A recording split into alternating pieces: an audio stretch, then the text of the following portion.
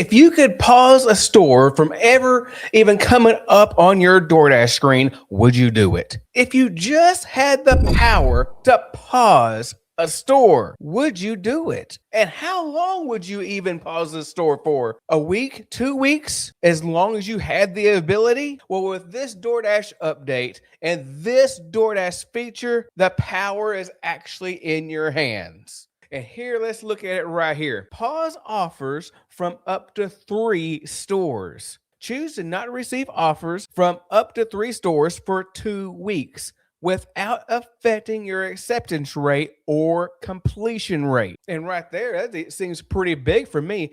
If you're trying to actually maintain your ratings, where you're silver, gold, or platinum, like you're trying even to work your way up to platinum status. Now, I have heard that even with gold status, some people have actually seen where they actually at least pause just 1 store. But with platinum, you can actually pause up to 3 stores. Now, this is not in every market. I wish it was in my market. I actually had it in my market. I think it tested it for like a week or 2 and it was gone. And in my free Discord chat that you can see in the link below, Veteran Dasher from Los Angeles kind of brought that back to my members because he has this in his market. And he also provided a couple of these pictures as well that we're going to be having today. So thank you, Veteran Dasher. And if we are trying to get our ratings up to a platinum status, we're actually really trying to focus on our acceptance rating and not have that thing just completely fall apart. Now, and if we're able to actually pause an actual store for whatever reason, this will actually help your acceptance rating. Now, let's just think about why even do that in the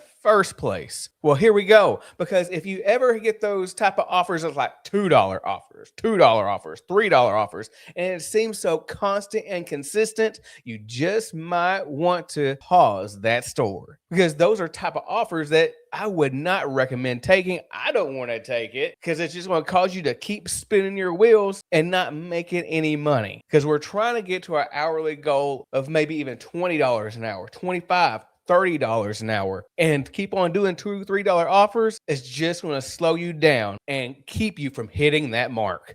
Let's keep on reading. It says, to pause a store, wait until you received an offer from that store. So this right here is telling you when you can actually pause it. So we got to actually receive the offer from that store first. Okay. So it says, then decline the offer. And if it's available for that store, choose the option to pause future offers. And it would look something like this right here. And it says, are you sure you want to decline this offer? Of course, this is a terrible store due to this low ball offers, or just maybe because one I'm thinking about from one of my experiences is one of those stores that just takes a long time just to get the food. Because the one I have in mind right now is Wingstop. Granted, for the past few months, they actually have been better, but from most of my experiences, especially in the late evenings, and don't let it be a Friday or Saturday night or something special is going on and everybody's ordering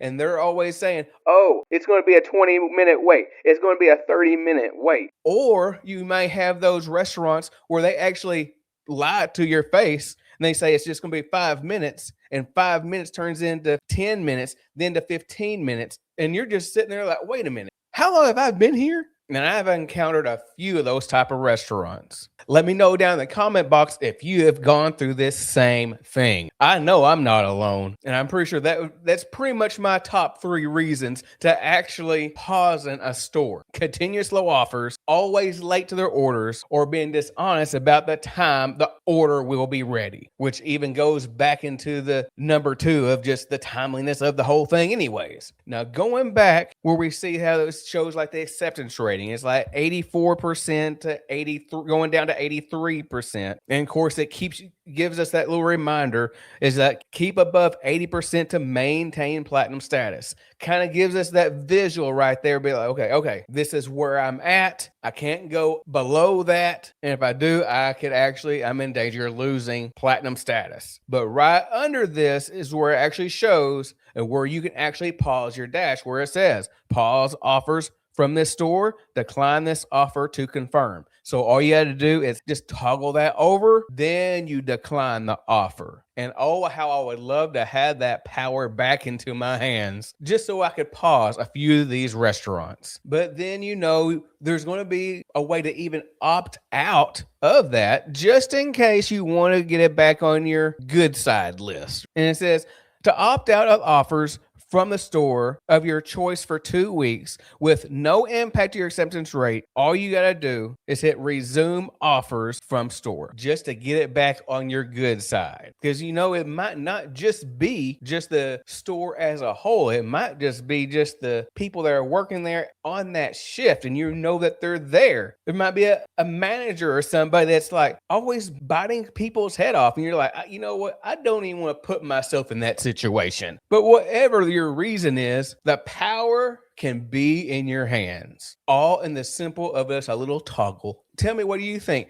Is this a feature that you actually would like? Have you actually used it? And what was some of your scenarios of why you used it? Leave it down in the comments below. Now let's kind of go over what this actually could look like on your Dasher rewards as a Platinum Dasher. Now in this picture here that Veteran Dasher provided, he has Dash Now. I saw how I was like, oh, interesting, because I don't even have Dash Now in my market. Mine's replaced with Platinum Offer Boost. But I also see how there's still high-paying offers, early access to scheduling, and there it is, pause offers from up to 3 stores. Then I can just kind of picture right now, if you're not platinum status or maybe not even gold status, you're thinking about, is this actually even worth it at all? Is this even a perk that's even going to make a difference? Well, that's definitely going to be up to you and your market, because all these markets are different. Because I know there's some people that say all they get is like $2 and $3 orders, and that's all they really ever see. So it's even kind of hard for them to even get to silver status, gold status, or especially even platinum. Some people will actually have to